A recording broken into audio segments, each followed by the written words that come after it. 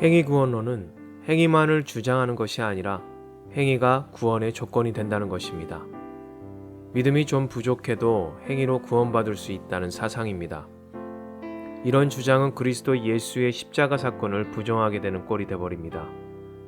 예수님 그분의 희생을 통한 속죄함을 우리가 믿으며 예수의 이름으로 우리가 구원을 받은 것이지, 우리의 행함으로 인해 십자가 사건이 이 땅에서 이루어졌고 우리의 능력으로 구원이 이루어진 것은 아니기 때문입니다. 우리를 향한 하나님의 뜨거운 사랑, 그의 아들 독생자 예수의 피값으로 우리에게 속죄함을 통한 구원의 기회가 임한 것입니다. 우리의 능력과 행함은 구원의 조건이 절대 될 수가 없습니다. 물론 그리스도인은 행함을 통해 열매를 맺습니다. 행함이 없이는 죽은 믿음이라고도 말을 하지 않습니까? 그래서 믿음과 행함은 분리되지 않습니다. 믿음과 행함은 뗄래야 뗄 수 없는 관계입니다. 그렇다면 믿음이 무엇입니까? 오직 의인은 믿음으로 말미암아 살리라.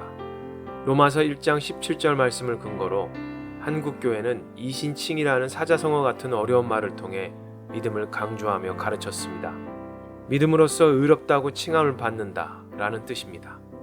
그런데 믿음을 본인에게 주어진 어떤 특별한 계시나 은사로 생각하고 받아들이는 사람들이 있습니다. 이들은 구원을 얻기 위해 믿음은 필수이고 행함은 선택 사항인 것처럼 생각합니다. 어떤 결과가 나타날까요? 그들의 삶을 조금이라도 관심을 가지고 들여다보면 믿음과 행함을 구분시키는 극단적인 삶을 살아갑니다. 말씀을 깨닫는 것이 믿음이요, 하나님과 자신만의 친밀한 교제가 믿음이라고 생각합니다. 그래서 성경 공부도 열심히 하고 연구도 하지만 정작 자신과 다른 사람들을 비난하는 것을 합리화합니다. 자신은 권면이라고 생각하지만 비난과 정죄에 가깝습니다. 자신만이 믿음으로 의롭다 칭함을 받았다고 생각하기 때문입니다. 하나님과 자기 자신과의 관계가 제일 중요하며 다른 사람들과의 관계는 중요하게 생각하지 않습니다. 무엇보다 제일 심각한 것은 그들에게 행함은 선택사항이기에 사랑의 속성인 용서와 화해가 삶 속에서 거의 이루어지지 않습니다. 선행은 좀 부족해도 믿음만 있으면 구원은 문제없다고 생각합니다. 그들에게는 오직 믿음입니다. 믿음이면 다 된다는 말을 하죠. 이런 극단적인 사상의 행위 구원론과 무엇이 다르겠습니까? 그래서 오늘 본문의 말씀의 양과 염소의 비유가 이런 문제를 확실히 해결해주는 답이 될 수 있습니다. 양과 염소 비유의 핵심 주제는 무엇입니까? 사랑의 실천입니다. 참고로 팔레스타인에서는 양과 염소가 같은 들판에 뒤섞여 풀을 뜯습니다. 그러나 밤이 되면 양은 양의 우리에, 염소는 염소의 우리에 각각 들어감으로써 두 무리 사이에는 철저한 분리가 이루어집니다. 이러한 일은 양을 치는 목자가 담당합니다. 예수님은 양과 염소를 분리하는 과정을 비유로 든 것뿐이지 양은 선하고 염소는 악한 동물로 생각하는 것은 매우 잘못된 생각입니다. 예수님은 그들에게 매우 익숙한 문화 관습인 양과 염소를 분리하는 장면을 통해 각각 의인과 악인을 대입시킨 것입니다. 그런데 오늘 본문 말씀에서 예수님은 영광의 보좌에 앉으셔서 양과 염소를 구분할 때 하나님을 향한 자신의 투철한 믿음이나 성경의 깨달음 혹은 신앙 고백 등을 기준으로 삼지 않으셨습니다. 실제로 악인과 의인을 나누는 기준은 오늘 본문 말씀에 명확하게 제시되어 있습니다. 여러분 꼭 기억해야 할 사실이 한 가지 있습니다. 구원은 추상적이지 않다는 것입니다.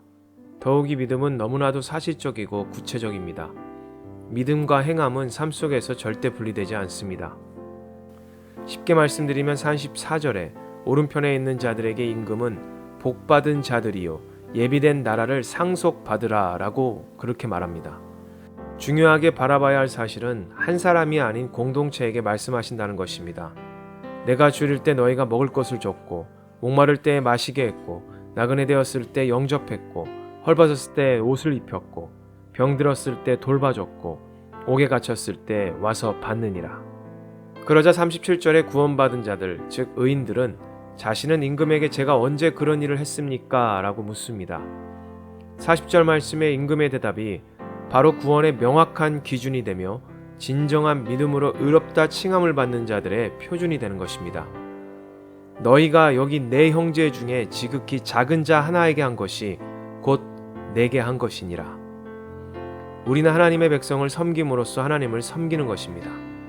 지극히 작은 자들을 돕는 것은 단지 가난한 이들을 돕는 것으로 끝나는 것이 아니라 하나님께 영광을 돌리는 일이며, 작은 약자들을 거부하는 것은 곧 하나님을 거부하는 일입니다. 섬길 줄 아는 자가 용서와 화해도 행할 줄 아는 것입니다. 용서와 화해를 요청하는 자가 섬길 줄 아는 자입니다. 그런데 너희들이라고 말씀하십니다. 교회는 신앙 공동체입니다. 개인주의 신앙이란 복음은 없습니다. 하나님과 나와의 관계만을 추구하는 믿음이란 없습니다. 하나님은 공동체에게 말씀하셨고 동시에 공동체에게 책임을 묻고 계십니다. 구원의 기회를 선택하는 것은 개인의 선택이라고 생각할 수 있지만 이마저도 개인을 넘어 하나님 나라의 공동체로 향하고 있습니다. 예수님은 최후 심판 비유를 통해 종말에 일어날 일을 이야기하는 것처럼 보이지만 사실은 지금 여기에서 하나님 나라 백성의 삶이 어떠해야 하는지를 가르쳐주고 계십니다. 그것이 바로 사랑입니다. 용서와 화해입니다. 그것은 단순한 개인 윤리가 아니라 공동체의 윤리입니다. 그것은 단순한 개인의 비전이 아니라 공동체의 비전이기도 합니다. 이런 면에서 양과 염소를 가르는 최후 심판 교리는 하나님의 뜻을 실천하지 못하는 개인을 향할 뿐 아니라 더 나아가 교회 전체를 향한 경고의 메시지이기도 합니다. 믿음으로 의롭다 칭함을 받는 자들은 결국 지극히 작은 자를 사랑하고 용서하고 화해하며 그들을 섬기는 것이었습니다. 왜냐하면 그들을 섬기는 것이 하나님을 섬기는 것이기 때문입니다.